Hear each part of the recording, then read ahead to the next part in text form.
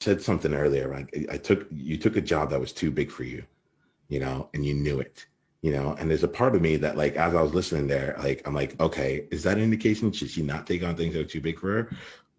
But then there was things that you said a little bit later on that came in where you're like, I was a principal. I took on the job as a principal, but I had 2 to 3 vice presidents and an assistant, and they all got sick.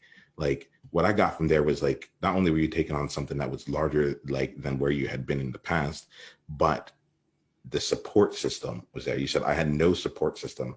I had no one there, and I was already in a job that stretched me, and I had to do everything on my own. Yeah. Yeah. And so there's an element here that one of the things that comes out for me is like, okay, support system wise, as you, for whatever you choose to create now, like, what is the support system that you actually want to have in place? And as those things fall off, what are your I call it the and-on cord, which is like a Toyota lean manufacturing thing, where it's like, if something's off on the assembly line, you shut the whole assembly line down and you fix it, and then you continue on. So yeah, you literally said, like, I'll cope. Like, everyone fell away from you, and it's like, I'll cope. So that to me is also like that sentence, I'll cope, is an indicator. It's like a flashing light on it, like check engine. Yes. All right. Yes. Let me pause with that. There's going to be a couple things here, and any reactions to that, any response. Right now I'm throwing it back. I'm not necessarily saying this is where you need to go with it.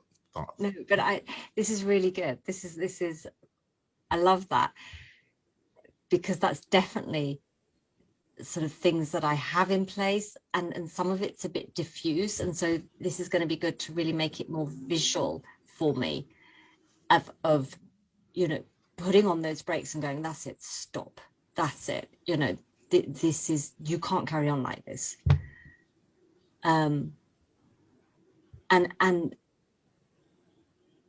there, definitely I have a completely different support system here that it's very clear for me now.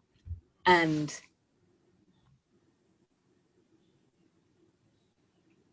thinking about it as well, it's like,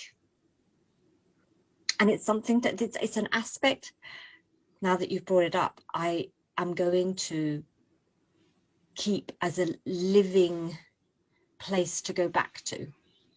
It's like, it's not, oh, I've got the structure in place, that's fine, now I can do what I like and it's going to be fine. It's like, check in. Does that structure still serve me? It's almost like a sort of risk assessment. Is like you send, if we're going to carry on with the cars and everything, it's like, you send the car to the MOT, they go and, you get to check every few years or whatever. It's like, don't hop over it, do it, because you don't want to be driving somewhere and you have a breakdown because you didn't do that check.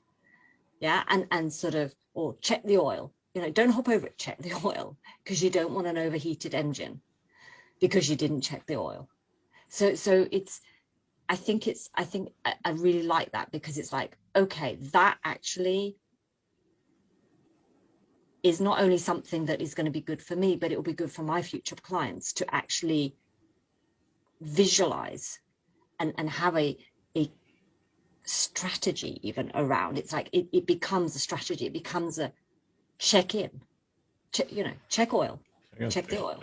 Yeah, like, that's like, you said earlier, you said like, oh, I'm faster at recovering now, and I'm like Philippa, I don't want that for you. I don't want you to have to like get to a place where, like, well, if the burnout did happen, I could come back much faster. It wouldn't take years this time. That's not it, right? We're in the place of, and like, the car analogy for me is, it's like, we don't want you to be in fear every time you get into the car. We want, but we do understand that, like for, like, as someone, like, I remember myself at 22 years old driving all through. There was a time I was definitely driving too fast. I had ice cream that I wanted to eat at the same time. It was like an empty 6-lane highway, and I was trying to do so much, and I just, like, it was a recipe for disaster. And I'm really glad that it didn't end up that way.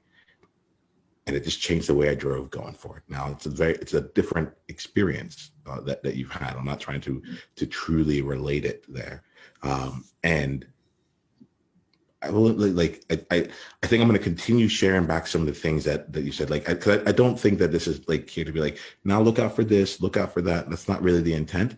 The intent here is to share back some things that you said that were part of the story that maybe you're aware of it, maybe you're not, can continue to be in your toolkit, and perhaps you're using it for you, or perhaps you're using it as language to help someone else know, like, hey, by the way, like you're a hyperachiever. Like, here goes someone, like, what is your equivalent of this? It's the World Joy Movement. Yeah. What was your greatest insight from this conversation? And if you want to come and be a part of a conversation like this live, it's really simple. Just go to beworldjoy.com and come introduce yourself, and let's take the conversation to the next level, because you're there now. All right, let's play.